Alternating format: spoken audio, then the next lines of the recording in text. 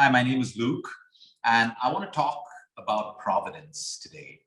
A lot of people have heard this word, a lot of people don't know what it means. In one of my latest podcasts with Be a Biceps, I spoke about providence because we were talking about positivity, we were talking about how not to live with fear and insecurity, even though the world is full of that. So I thought, let me do a whole separate video on providence because it can play a massive role in your life when you understand what it is, when you already understand that you have it as part of your life. And now that helps you to relieve so much of stress and anxiety that turns out to be chronic in our systems, leading to diseases or the inability to recover from diseases. Or it's robbing us of life, it's robbing us of happiness, it's robbing us of, focusing on the things that we have because we're constantly focusing on what we do not have. So I learned providence at a young age, what it is from my father. He would keep saying all the time that, oh, this is providence, this is providence. Anything good happened, he would say it was providence. As we grew up, he used to keep telling us to believe in providence. And then when we were of an age where we could understand it, he told us that providence is basically just divine guidance or it's divine care that we may not see, but it exists in us.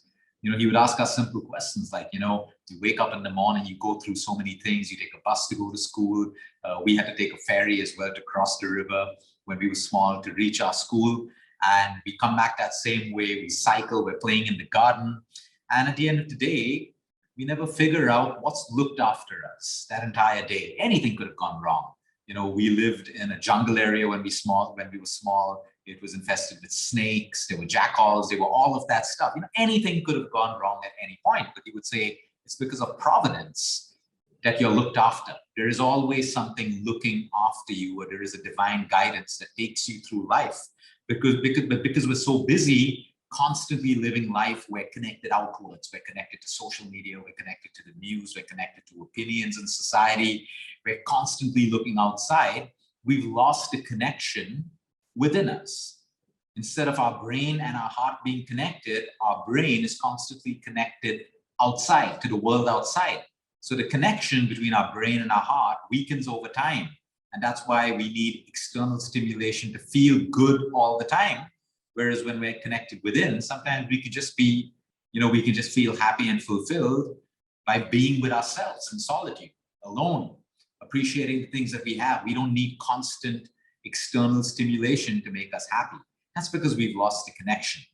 When you look at the definition, of providence, I made a whole load of notes to talk to you about today because it's such an important, beautiful factor of our life. It's not important, it's beautiful.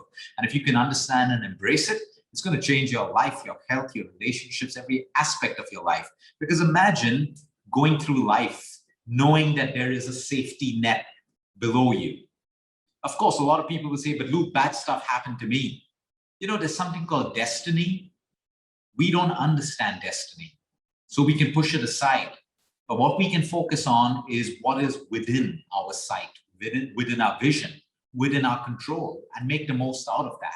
If we constantly try to guess what destiny has for us, believe, a lot of people go to fortune tellers because they want to know what's going to happen to them. And then a lot of them can't live with what the fortune teller tells them. They live a life of fear because the fortune teller told them that they're going to have a serious disease in 6 months or get a cancer in 1 year, or their husband or their child is going to die in 5 years. And they just live such a miserable life. And in most cases, they just manifest their own suffering into the actual reality. So I don't have a problem with that. People respect it, people worship it, that's fine. But all I'm saying is what we can't understand, okay, destiny, what's in the black area, we keep it in the black area. We focus on what we have in front of us, which is providence. The definition of providence is the protective care of God, or if you don't believe in God, or of nature as a spiritual power. You don't believe in God, that's fine. Maybe you believe in a higher power. Maybe you believe in natural energies. That still is a spiritual power. Spiritual power can come from God if you believe in God, or it can come from nature or a higher power if you believe in that. But the protective care of God or this higher power or superpower is basically what providence is. Have you ever figured, where does power come from? Where does energy come from? Where does protection come from? We can only do so much to protect ourselves. We can only do so much to protect our children. Kidnappings happen all around the world. Some people get kidnapped, some don't. Some kids get kidnapped, some don't. Have you ever wondered? There's only so much we can do for protection at all times. We can lock our doors at night, we can lock our windows, but there are still so many ways that if a robber is destined to get into your house and break into your house, they will find a way. Okay, there could be that one night where you forgot to lock your windows, but you're still safe in the morning.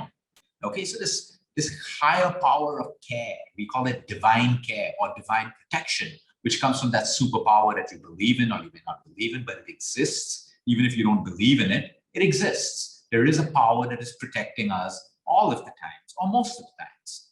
So then I have a sick patient coming and saying, but Luke, I didn't get protected, I got sick. We have to also understand for Providence to work, we can't just sit back and expect Providence to work without taking action. So you can't be this chain smoker or abusing your lifestyle or constantly eating sugar or not exercising or not sleeping well and say, hey, I want Providence to look after me. It doesn't work that way. For everything to work in life, there is an action that we need to take. So you can't just sit there. The power of manifestation and the power of visualization also states the same thing. You can't just sit and spend 24 hours visualizing $1 billion, but not putting in any action to lead to that path. So action is a key word of any spiritual path, any spiritual path. The priest sounds amazing. His sermon sounds so motivating. But if you don't take action, it was only a sermon. The self-help books that you're reading sounds amazing while you read it. Wow, you love the idea. Stimulates your mind, stimulates your heart, but you don't take action. You don't take those learnings and put them into action. It was just a good talk or a good book. So you see, action is part of every religious path and every spiritual path. We can keep blaming religion for not working, but what you need to do is, what action have you taken? When we fall sick, everyone expects to be looked after and cared for. Fine, maybe Providence will kick in, but what have you done to reach the illness? And now what are you doing to get better? So if you're sick and you're constantly feeding yourself junk, you're sick and you're constantly not trying to change your lifestyle, do you think Providence will work? Absolutely not. I remember a time, my dad retired really early in life, and he told us he wanted to spend that time with us. So he said, you guys got to get your own scholarships and I'll pay for your education and that's about it. You're going to make your own lives. And as we got our jobs and set out on our own paths, you know, he never took health insurance. And I remember one year, I think my mom had to have a surgery and we were not covered with insurance. And I heard my dad just telling my mom, don't worry about it, just believe in Providence. And 2 days later, my sister realized that her company that she was working for covered the entire family for health insurance. So the operation happened, the insurance company paid, and my dad that's Providence. And that is so stuck in my mind because he didn't worry about it. He figured it will happen. But today, as children, we've learned that if we can afford insurance, we still take it. It's nice to believe there's Providence, but we still take it. Because it doesn't mean that, hey, it happened for my mom, let's not take any insurance. If you can, you should. Action. You must take action for Providence to work. So coming back to my question, where does power come from? Where does this energy to drive nature come from? This energy to drive human interaction, chemical reactions between people's heart, physical attractions between people. It's all controlled by an energy. Where does it come from? Where does nature get its energy to protect itself, to look after itself, to grow against storms, to grow against floods, to survive? Where does all this energy all around us come from? Yes, atoms, molecules, electrons, all of that is the physical and the quantum physical aspect of life. But we have to understand that even nature is being looked after or cared for in its own way, like human beings. Providence, to provide. We get provided by divine grace, by the divine spirit that exists in everyone. No one can ever debate the fact that human beings are not spiritual beings. Animals have a spirit, humans have a spirit. Every living organism physically has a spirit. And the whole point is that spirit is governed by external forces and energies. Anyway, I'm not going to get deeper into that. I'm going to come down to the simplicity of Providence. Think of it as care and guidance. How many of you If you reflect on your life from the time you were a teenager to now, the way your life went from not studying in college or maybe studying and just going with the flow, living a carefree life, but you've still been guided by some divine force onto a path today. And when you look back, it just doesn't make sense. It's not like you planned every single move of your life, that I'm going to do this when I'm 13 and I'm going to do this when I'm 14 and I'm going to do this, and you're on that path because of that planning. Maybe you had a plan, but all the small little things, the difficult situations that you've gone through in life, the sicknesses that you may have overcome in life, the relationship problems that you must have gotten out of or into in your life, there is some care and guidance that is a higher power, and that is called providence. Divinity is real. We have divinity in our heart, in our thoughts. When your thoughts are divine, you manifest. When your heart is filled with a divine energy, you attract. It's as simple as that. You attract a similar divine energy. If your heart's filled with a wrong energy, you attract that same energy that someone else has, which is why they say certain people vibrate at a particular frequency. And another level of frequency, other people vibrate at. And sometimes we can change our vibrational frequencies by changing our thoughts, changing our behaviors, the way we feel, the way we perceive, and the way we believe. And when we change that, our life automatically gets upgraded. So sometimes you leave friends behind who have been pulling you down all your life so that you can step up. You change your frequency. Sometimes you change your society circle because it's not healthy for you. It doesn't serve you anymore. Sometimes you may change your partner because that partner doesn't serve you anymore. You're evolving. That partner isn't evolving. There's a gap, there's a rift, there's conflict. So what happens is you decide to part ways because the frequencies don't match anymore. And that's why you have bitterness, anger, regret, constant fights, constant conflict, and it just gets uglier. That's what happens when frequencies don't match. But when frequencies match, you feel in love, you feel happy, you feel ecstatic, you feel joy. So that is the importance of being aligned with our frequencies. So coming back to divinity, okay, divinity in the heart. A lot of people say, Luke, I don't know, I don't feel compassion.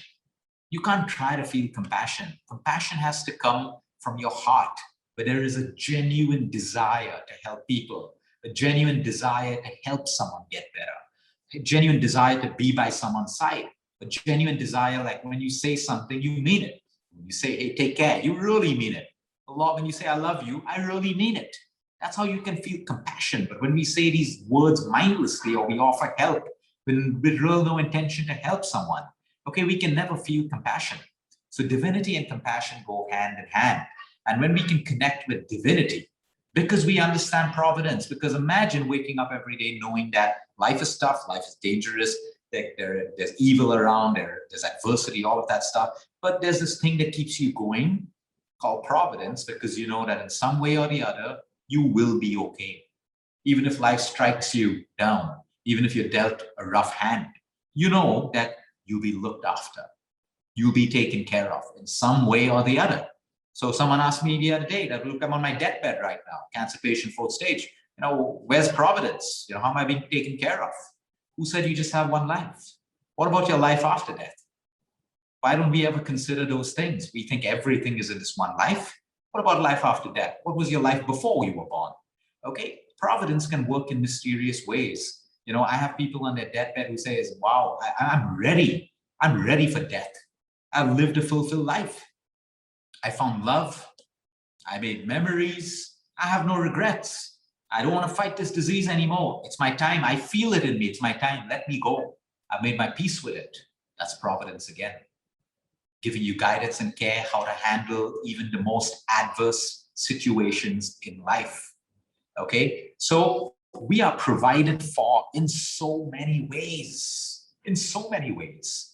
That's why we try to tell people in the rat race today, if you think that you alone are the sole provider, you're wrong. You're wrong. Yes, work hard, make money, look after your family, buy nice things, all of that stuff is fine. But a lot of people live in insecurity that, what if my money goes? What if I don't? It can happen to anyone. We know billionaires who have been reduced to bankruptcy. Everyone knows stories of that. We know successful people and successful companies which have closed down overnight. Anything can happen. But believing in providence, that even if the worst happens, we'll be looked after or we will be guided and protected, is what gets us through every single day and every single night. Imagine if we don't have hope.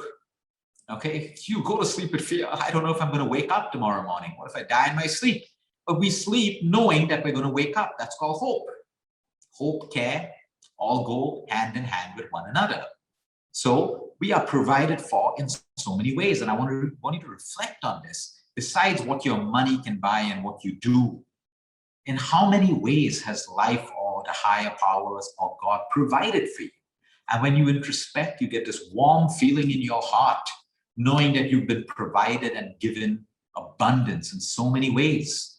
But because we've blinded ourselves and our perceptions, and we only look and at what we have and how much more we want, we're constantly chasing more and more and more. When we're constantly chasing more and more, the little we have doesn't become important anymore. We can't appreciate it. We don't feel grateful for it anymore. So we create our own energy cycle of greed. And when we have that chase, constantly chasing money and fame and position and all of that stuff, even though you have so much that other people can see that you have so much, you can't see. So sometimes you got to slow down in that rat race, because no one can ever answer this. My clients in the royal families, I've asked billionaires, like, how much is enough? They say, we don't know. We don't know. It just never ends. It never ends because it's driven by insecurity. That what if I lose all of this? My lifestyle will change, the way I'm living. Society will see me differently. They'll see me as a failure. I won't be able to afford so much. But when we believe in providence, we know, and there are a lot of businessmen who say, look, I don't care if I lose $500 million. I know that I can make $5 billion after that. Providence. They believe that they'll be taken care of. They believe that there's a guiding force that helped them in the first place become a billionaire. It will help them to become a billionaire again, even if they lose that. So when we lose our health sometimes, it's not the end of the world. We live in providence. Maybe losing our health is an indicator for us to change our lifestyle. Maybe we've been moving too fast. Maybe we've been burning out. We've been abusing our body with drugs, alcohol, over-socializing, sleep deprivation, overeating, undereating, supplements, over-medication, under-medication. And now your body slows you down. And if you're mindful and you listen and you believe in providence, you take it as a divine sign to change. I can't tell you how many of my cancer patients, when they look back, they say, Luke, cancer was a divine touch on our shoulders. Yes, we wish we didn't go through it, but it woke us up and we've changed our lives completely. We started doing new things that we would never have done if we didn't get struck down by this disease. So you see, people's attitude plays a huge role in their healing as well. We can see the worst or we can see the best. Your subconscious mind doesn't know the difference between a lie and reality, a truth and a lie, which is what makes imagination so powerful. You can imagine your best life. You can imagine the way you want to heal. You can imagine the way you want to recover. And if it's meant for you, it will happen. If it's in your destiny not to happen, there's nothing that anyone can do. But we don't focus on destiny because that's in the black area, which we don't understand. We leave it there and we focus on what's in front of us. Okay, let me come down to, So another question that I want you to introspect on: how many things or events have happened in your life that have no explanation, just happened? You got out of a sticky situation without doing anything. It just happened. You may call it a miracle. You may like to bring the ego and pride and say, well, because I did this, this happened. Be real with yourself and you'll find that providence came into your life at that particular point. Divine grace, divinity, whatever you want to call it, providence. That caring hand, that guidance that guides you through life, through difficult situations. A lot of us like to say it's our gut instinct. It's our instinct. I listen to my gut. That, in a way, where is that ending? How can your gut tell you what to do? It's coming from somewhere. Superpower, God, whatever it is that you want to call it. Divine grace, providence. Okay. So another thing, like I told you, reflect on your teenage years. When I look back at my teenage years, the stuff I did, where I went, riding bikes recklessly and cars and stuff like that. When I look back now with this maturity, I'm like, how did I even survive? Providence again. You see? So my whole point is, when we realize providence, it shifts an energy within us. We start to live more with wonder. We start to appreciate things. We start to live with real gratitude. And that fills and warms our heart. And it decreases how much more we want in life. Be ambitious, have everything. But if you're having everything and you're still feeling empty and unfulfilled within you, it just doesn't make sense. So sickness, Things can go wrong in life, sickness, everything could be going well in your life and you're hit with adversity, but we remind ourselves of providence. Yeah, we go through the emotions of feeling sad, of the little pain or suffering that sickness brings us, the loss that we may experience in a business, but we put our faith in providence and we move on knowing that we will be looked after, knowing that we will be taken care of. But a lot of people, because they don't have faith in providence, they succumb to it. They fail, they go into depression completely because they believe it's the end of the world. When you believe in providence, there is no end of your world of suffering, your world of death. We go through the feeling, of course. Someone breaks up with you tomorrow, someone you loved or whatever, you are going to go through that pain. Of course, you are, cause and effect. But when you believe in providence, what helps you get out of that pain faster is knowing that you'll be looked after. You'll be looked after, you'll be taken care of, you'll be guided with what to do next in life. But our own minds build up stories and illusions and we negative self-talk ourselves into, oh, love is so bad, I'm not worthy of love, I'll never find a partner, no one loves me, no one understands me. And we build our own prison around us. We put our own hearts and our own minds in a prison that we've created with our negative self-talk. It soon becomes our reality. Remember, I said the subconscious mind doesn't know the difference between reality through lies. So use your imagination for your best. So when it comes to providence, there are 4 ingredients: faith that it exists, action. You have to take action. Go on living your life knowing that there is providence. Belief that it's there. Belief that no matter what happens, you will be struck down at any point in your life, because there are people who have money, security, everything, but even they get struck down.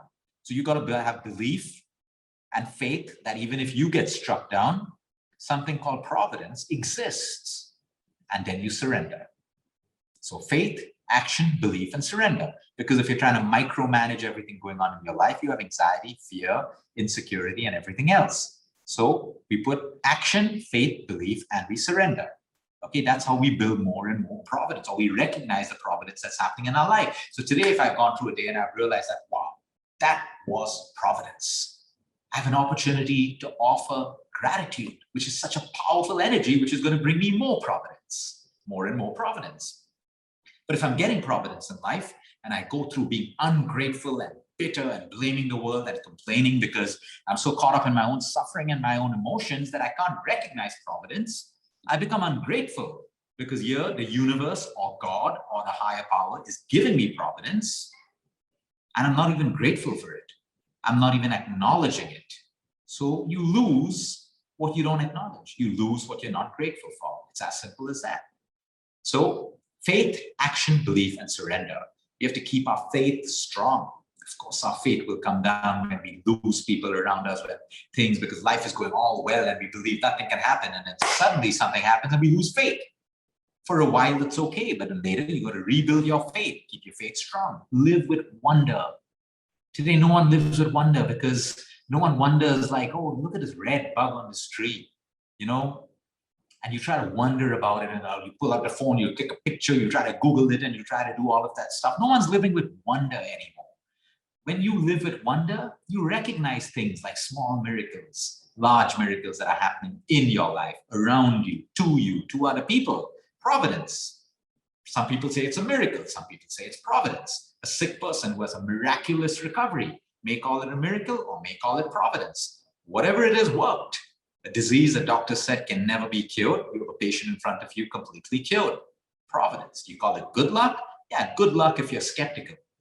Or you call it providence and you appreciate it. You call it good luck, you have nothing to appreciate. You call it providence, you have so many mysteries in life that no scientist, no biologist, no physiologist, no doctor, no nutritionist, no expert can explain. Several mysteries in life. They stay mysteries in life. These mysteries are superpowers that can work for us and work against us. And that's why we must recognize them and respect them and acknowledge them. It is so important for that cycle of life to work that way. We recognize the mysteries of life. We recognize things that we can do, can change, make changes, and that's how we move with life. So learn to live with wonder. It's a beautiful thing. Beautiful thing. People wonder why love left me and all of that stuff. Have you ever wondered why love occurs? Is it a chemical reaction in the heart? Is it just physical attraction? Is it just nice words spoken? Or is it really such a deep connection that shifts something in your soul that you can really call love? When you live in wonder, you start to think deeply, connect at a different level with different energies, and your life starts to get more and more interesting and fulfilled, irrespective of money, fame, society, and everything else. Live with hope. The day you lose hope is the day you die. A lot of people out there are living dead. They're alive, but they're dead. They have no hope. They slip into depression. They have no hope.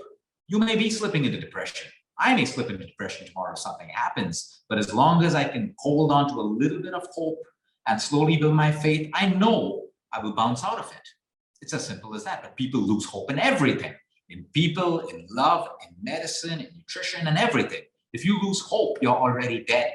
It's as simple as that. You never want to be a human being who's alive but dead. That's the worst thing ever.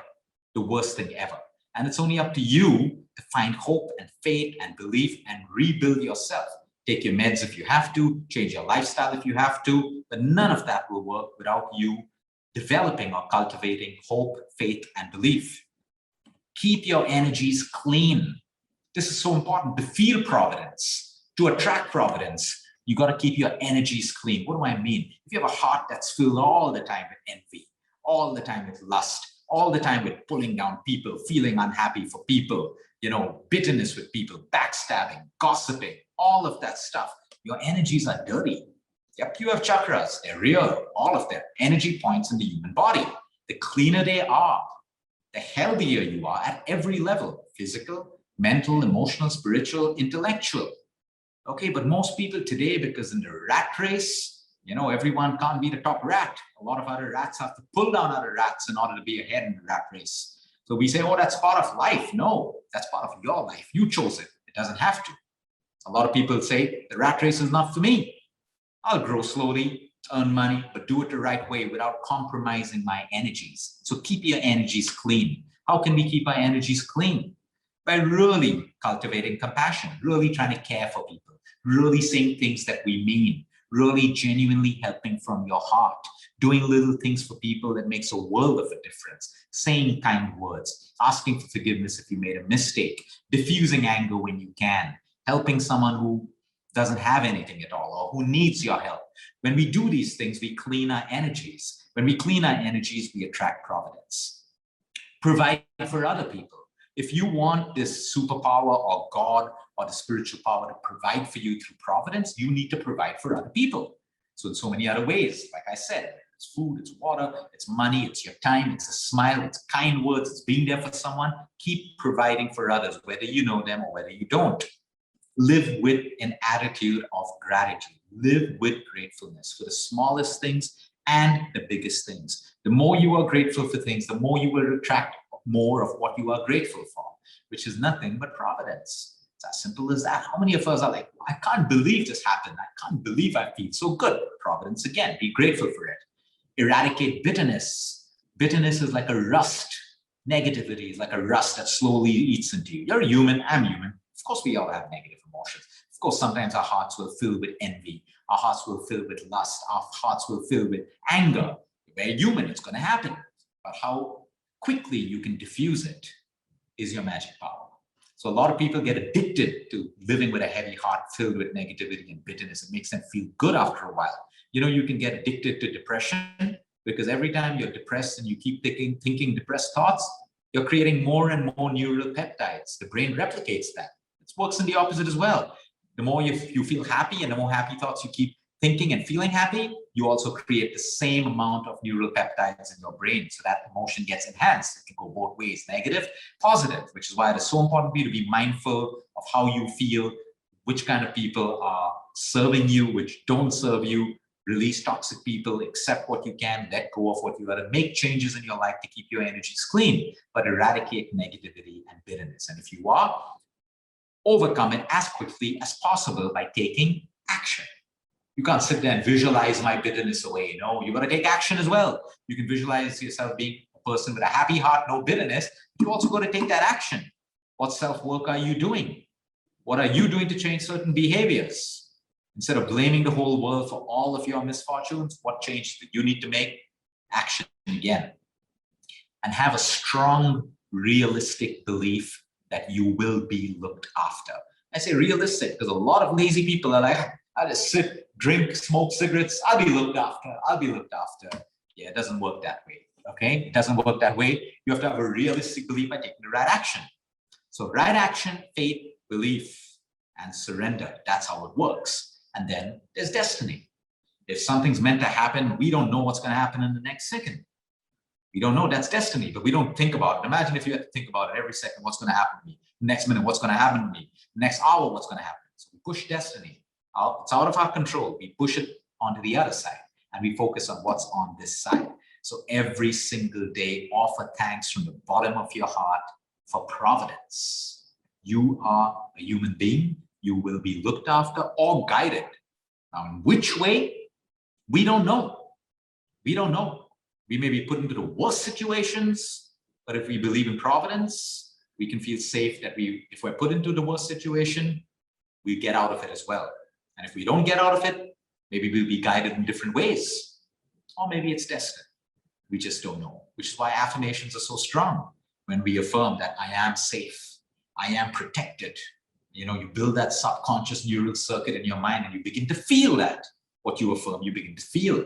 And then you move through life with this confidence, with this power, with this feeling of empowerment that I'm strong enough to go through everything, what life throws me. And it's that beautiful saying that you will never be thrown something in life that you cannot handle. Your attitude plays a new role in that. If I'm used to being entitled to getting everything and life throws me even the smallest problem tomorrow, because I'm living with expectation and entitlement, I'm going to crumble to be, oh, how can I handle this? What will I do? Change the right attitude, fine, life's thrown me this. Which means it's also throwing me a solution and the strength and the courage to go through it. All of this put together is providence. Let me repeat the definition once more. The protective care, the protective guidance of God, if you don't believe in God, or nature as a spiritual power. Tonight, I want you to introspect on how you've got to this point in your life through difficulties, adversities, whatever it is. Yes, maybe there's a lot of action that you took to get there. You'll also find that there are a lot of actions that you didn't. If you didn't, who did? It's called providence. Have a great evening.